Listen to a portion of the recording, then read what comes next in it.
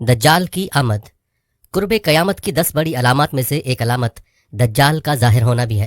ناظرین اکرام، اگر آپ اس چینل پر پہلی دفعہ آئے تو سچی اور سبق آموز کہانیوں کے لیے چینل کو سبسکرائب ضرور کیجیے گا۔ آپ کی محبت کا بہت شکریہ۔ دجال کا فتنہ تاریخ انسانی کی ابتدا سے لے کر انتہا تک کے تمام فتنوں سے بڑا اور خطرناک فتنہ ہے، جس کی بڑائی اور شدت کا اندازہ اس بات سے بھی لگایا جا سکتا ہے کہ ہر ایک نبی علیہ الصلوۃ والسلام نے اپنی اپنی امت کو دجال کا فتنہ سے ڈرایا۔ دجال کا معنی ہے بہت زیادہ جھوٹا شخص، کیونکہ دجال بھی حق کے ساتھ باطل کو ملا کر جھوٹ بولے گا، اس لیے اسے دجال کہا گیا ہے۔ یہ اولاً خود کو مومن ظاہر کرے گا اور لوگوں کو بھلائی کی طرف بلائے گا، لیکن پھر نبوت کا اور آخرکار خدائی کا دعویٰ کرے گا۔ مشہور ہے کہ اس کی اصل یہود سے ہوگی۔ حکیم الامت مفتی احمد یار خان نعیمی رحمۃ اللہ علیہ فرماتے ہیں، دجال 2 قسم کے ہیں، چھوٹے اور بڑے۔ چھوٹے دجال بہت ہوئے اور ہوں گے، ہر جھوٹا نبی، جھوٹا مولوی، صوفی جو لوگوں کو گمراہ کریں وہ دجال ہیں۔ بڑا دجال صرف ایک ہی ہے جو دعوی خدائی کرے گا۔ امام محمد بن احمد قرطبی رحمۃ اللہ علیہ فرماتے ہیں، دجال اور قرب قیامت اس کے ظاہر ہونے پر اعتقاد رکھنا برحق، اور یہی اہل سنت بالعموم فقہاء کرام اور محدثین اعظام کا مسلک ہے۔ مختلف احادیث میں دجال کا حلیہ بتایا گیا ہے۔ ان تمام کو سامنے رکھنے سے دجال کا جو حلیہ سامنے آتا ہے وہ یہ ہے کہ دجال ایک جوان مرد ہوگا، دراز قد، اور ایک آنکھ سے کانا ہوگا، اور کانی آنکھ ایسی ہوگی جیسے پھولا ہوا انگور ہو، جبکہ اس کی ایک آنکھ خون آلود ہوگی۔ اس کا سینہ چوڑا اور ذرا سا اندر کی طرف دھنسا ہوا ہوگا۔ دجال کی پیشانی چوڑی ہوگی اور دونوں آنکھوں کے درمیان کاف فے رے یعنی کافر لکھا ہوا ہوگا، جسے ہر مسلمان پڑھ سکے گا، چاہے اسے پڑھنا آتا ہو یا نہ آتا ہو، اور اس کے بال گھنگریالے ہوں گے۔ دجال کے نکلنے سے پہلے دنیا کی بہت بری حالت ہوگی، جیسا کہ احادیث مبارکہ کے مضامین سے پتہ چلتا ہے کہ اس کے نکلنے سے 3 سال پہلے ہی دنیا میں عام قحط پھیل جائے گا۔ پہلے سال آسمان 1/3 بارش اور زمین 1/3 پیداوار روک لے گی، دوسرے سال آسمان 2/3 بارش اور زمین 2/3 پیداوار، جبکہ تیسرے سال آسمان ساری بارش اور زمین ساری پیداوار روک لے گی، حتیٰ کہ آسمان شیشے کا اور زمین تانبے کی ہو جائے گی۔ اس خشک سالی کے سبب تمام چوپائے ہلاک ہو جائیں گے، فتنے اور قتل و غارت گری عام ہو جائے گی، آدمی ایک دوسرے کو قتل اور جلا وطن کر رہے ہوں گے۔ تب دجال مشرق کی سمت ایک اصبہان یا خراسان نامی شہر سے نکلے گا۔ غذائی قحط کے علاوہ علمی اور روحانی قحط بھی برپا ہوگا۔ دین کے سلسلے میں لوگوں میں ذوق پیدا ہو چکا ہوگا، علماء اور دیندار لوگوں کی قلت ہوگی۔ دجال زمین پر 40 دن رہے گا، جن میں سے ایک دن 1 سال کے برابر، ایک دن 1 ماہ کے برابر اور ایک دن 1 ہفتے کے برابر، جبکہ باقی ایام سال کے عام دنوں کی طرح ہوں گے۔ اس مدت میں دجال اپنے گدھے پر سوار ہو کر ساری دنیا کا چکر لگائے گا۔ گدھے کا جثہ اتنا بڑا ہوگا کہ دونوں کانوں کے درمیانی فاصلہ 40 ہاتھ کے برابر ہوگا، اور اس گدھے کی رفتار کا یہ عالم ہوگا کہ 1 قدم اٹھائے گا تو 1 میل کی مسافت طے کرے گا، اور روئے زمین کا کوئی میدانی، صحرائی اور پہاڑی علاقہ ایسا باقی نہیں بچے گا کہ جہاں وہ نہ جائے۔ البتہ مکہ مکرمہ اور مدینہ طیبہ پر فرشتوں کا پہرا ہونے کی وجہ سے ان میں داخل نہ ہو سکے گا، بلکہ مدینے کے باہر دلدلی زمین میں پڑاؤ کرے گا، اور مدینہ پاک میں زلزلے کے 3 جھٹکے آئیں گے، جس کی وجہ سے ہر کافر اور منافق مدینہ سے بھاگ نکلے گا اور دجال سے جا ملے گا۔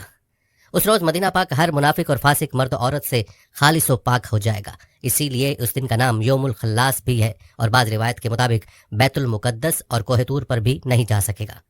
دجال طرح طرح کے شعبدوں کے ذریعے لوگوں کا ایمان برباد کرنے کی کوشش کرے گا۔ حدیث مبارکہ میں ہے کہ دجال کے ساتھ روٹیوں کے پہاڑ ہوں گے۔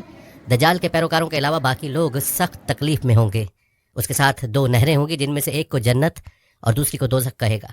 در حقیقت جسے وہ جنت کا نام دے گا وہ دوزخ، اور جسے وہ دوزخ کا نام دے گا وہ جنت ہوگی۔ اس کے کہنے پر آسمان سے بارش برسے گی اور لوگوں کے سامنے وہ ایک شخص کو قتل کر کے پھر زندہ کر دے گا۔ دجال کے فتنوں کی وجہ سے اہل ایمان سخت پریشانی اور تنگی کے عالم میں بھاگ کر دخان نامی ایک پہاڑ میں پناہ لیے ہوئے ہوں گے، لیکن دجال ان کا پیچھا کر کے پہاڑ کا گھیرا کر لے گا۔ اہل ایمان سخت بھوک اور تکلیف میں مبتلا ہوں گے۔ تب اللہ پاک حضرت سیدنا عیسیٰ علیہ السلام کو نازل فرمائے گا۔ حضرت سیدنا عیسیٰ علیہ السلام کو دیکھتے ہی دجال ایسے کھلے گا جیسے پانی میں نمک گھلتا ہے، اور آپ علیہ السلام دجال کو مقام لطف پر قتل کریں اور اس کے پیروکاروں میں سے کسی ایک کو بھی زندہ نہ چھوڑیں گے۔ ایک مرتبہ میں سمندر کے سفر پر نکلا، مسافروں کی کل تعداد 30 تھی، اور ہم سب ایک کشتی پر سوار تھے۔ ہمارا سفر انتہائی اطمینان کے ساتھ کٹ رہا تھا کہ اچانک ہوا چلنا شروع ہو گئی اور سمندر میں طوفان آ گیا۔ اس شدید ہوا اور طوفانی لہروں کے ہماری کشتی اور سمندر میں موجود دیگر کشتیاں ڈولتی جاتیں۔ کشتی کے مسافر صورتحال سے پریشان ہو گئے اور ہر کوئی اپنے اپنے خداؤں کو پکارنے لگا، کیونکہ کسی کو کچھ سمجھ میں نہیں آ رہا تھا کہ کیا کرے۔ سمندر سے اٹھنے والی لہر ایک سمت کی بجائے ہر طرف سے کشتی کو اپنی لپیٹ میں لے رہی تھی۔ تھک ہار کے ملاح نے بھی چپو چھوڑ دی اور ایک طرف بیٹھ گیا۔ اب ہم میں سے ہر کسی کو یہ یقین ہو چکا تھا کہ ایک موت یقینی ہے۔ سورج غروب ہونے کا تھا اور اس کی روشنی آہستہ آہستہ ختم ہوتی جا رہی تھی۔ شام کا اندھیرا اور منزل کا کوئی پتہ نہیں تھا۔ یہ بھی خبر نہ تھی کہ کشتی کس سمت میں جا رہی ہے اور سمندر کی لہریں اب کب تک کشتی کو سلامت رہنے دیں گی۔ اس خوف و ہراس کی حالت میں رات گزر گئی اور صبح کی ہلکی ہلکی روشنی پھیلنے سے ہر طرف اجالا ہی اجالا ہو گیا۔ کشتی کے رات بھر ہچکولے کھانے کے بعد کسی کو کچھ خبر نہ تھی کہ ہم کہاں پہنچ گئے۔ پھر اگلا دن بھی اسی کیفیت میں گزرا اور پھر اسی طرح رات کے بعد دن اور دن کے بعد رات آتی گئی اور ہماری کشتی کو سمندر میں پھنسے ہوئے پورے 30 دن گزر گئے۔ پھر اچانک 30 دنوں کے اس صورتحال کے بعد بھول بھٹکے مسافروں کو دور سے ایسا نظر آیا جیسے درخت سمندر میں کھڑے ہوں۔ 30 دن سے مصیبت میں پھنسے ہوئے مسافروں کو یہ مناظر دیکھ کر امید کی کچھ نظر آئی اور ملاح نے جلد از جلد وہاں پہنچنے کے لیے پوری قوت کے ساتھ چپو چلانا شروع کر دیے اور کشتی کو تیزی کے ساتھ ان درختوں کی طرف لے جانے لگا۔ کشتی میں موجود مسافر جنہیں یقین ہو گیا تھا اب موت کے سوا کوئی چیز نہیں، ان کے چہرے پر زندگی کی امید نظر آنے لگی۔ پھر کشتی جو قریب ہوتی گئی درخت صاف نظر آنے لگے۔ ملاح پوری قوت سے کشتی چلا رہا تھا کہ سورج غروب ہونے سے پہلے پہلے ان درختوں تک پہنچ جائے تاکہ کہیں ایسا نہ ہو کہ اندھیرا ہو جانے کے باعث ہم اس آخری امید سے بھی ہاتھ دھو بیٹھے۔ پھر کشتی آہستہ آہستہ ان درختوں کی طرف بڑھتی رہی اور جب درخت قریب ہوئے تو سارے مسافروں کو یہ جان کر خوشی ہوئی کہ یہ سمندر میں واقع کوئی جزیرہ ہے۔ ابھی تو سورج مکمل غروب نہیں ہوا تھا کہ کشتی جزیرے کے کنارے پہنچ گئی۔ مسافروں کو اس جزیرے پہ اترے زیادہ دیر نہیں گزری تھی، درختوں کے درمیان میں سے ایک عجیب و غریب جانور نکلا۔ اس جانور کے پورے جسم پر بال تھے اور اس قدر لمبے اور گھنے تھے کہ یہ معلوم ہی نہ ہوتا تھا کہ جانور کا اگلا حصہ کون سا ہے اور پچھلا حصہ کون سا۔ سارے مسافر اس عجیب و غریب جانور کو دیکھ کر حیران و پریشان ہو گئے کیونکہ ان میں سے کسی نے بھی اس سے پہلے ایسا جانور دیکھا ہی نہ تھا۔ اب اس پراسرار جزیرے کو دیکھ کر سب پریشانی میں مبتلا ہو گئے کہ یہ کیا بلا ہے۔ ایک مسافر نے دوسرے مسافر سے پوچھا کہ یہ کیا چیز ہے۔ جانور نے مسافر کی یہ بات سن لی اور مسافر کے جواب سے پہلے جانور خود بولا، میں جاسوس ہوں۔ جانور کے انسانوں کی طرح گفتگو کرنے سے تمام مسافر مزید پریشان ہو گئے کیونکہ آج تک انہوں نے کسی جانور کو انسانی زبان میں بولتے نہیں دیکھا تھا نہ سنا تھا۔ چنانچہ سب یہ سمجھنے لگے کہ ہو نہ ہو یہ کوئی جن ہے اور ہمارے سامنے آ گیا ہے۔ تمہاری جاسوسی کا مقصد کیا ہے اور تم کس کے لیے جاسوسی کرتے ہو؟ ایک مسافر نے ہمت کر کے اس سے پوچھا۔ میں جس کے لیے جاسوسی کرتا ہوں اسے تم سے ملنے کا بے حد شوق ہے، وہ تم سے باتیں کرنا چاہتا ہے، لہٰذا تم میرے ساتھ چلو۔ یہ سن کر تمام مسافر حیران پریشان چپ چاپ اس کے پیچھے ہو لیے۔ وہ عجیب و غریب جانور درختوں کے درمیان راستے سے ہوتا ایک پرانے محل کے سامنے جا کر کھڑا ہوا۔ محل کو چاروں طرف سے بلند و بالا درختوں نے گھیر رکھا تھا۔ مسافروں نے وہاں پہنچ کر پریشان نظروں سے اس کی طرف دیکھا اور پھر جانور کی طرف سوالیہ نظروں سے دیکھنے لگے۔ جانور پھر آگے چلا اور سب مسافروں کو ایک بڑے دروازے سے گزارتے ہوئے محل کے اندر لے گیا۔ محل کے اندر داخل ہوتے ہوئے سب نے دیکھا ایک بہت بڑا شخص زنجیروں میں جکڑا ہوا تھا اور رہائی کے لیے کوشش کر رہا تھا۔ ہم نے اس سے پہلے اتنے بڑے قداور اور اتنے زیادہ روب والا شخص کبھی نہیں دیکھا تھا۔ ایک مسافر نے ہمت کر کے پوچھا، تم کون ہو؟ میں کیا ہوں اور کون ہوں یہ تو تم جان ہی لوگے، پہلے یہ بتاؤ تم کون ہو؟ اس نے سوال کرنے والا مسافر سے پوچھا۔ ہم عرب قبائل لخم اور جزام کے لوگ ہیں۔ اور ساتھ ہی اس مسافر نے اپنے ساتھ بیتی اور یہاں تک پہنچنے کی ساری داستان بتا دی۔ اس قید میں جکڑے ہوئے شخص نے کہا، ذرا مجھے نخلستان بسان کے متعلق تو بتاؤ، اس کے متعلق کیا جاننا چاہتے ہو؟ ایک مسافر نے پوچھا۔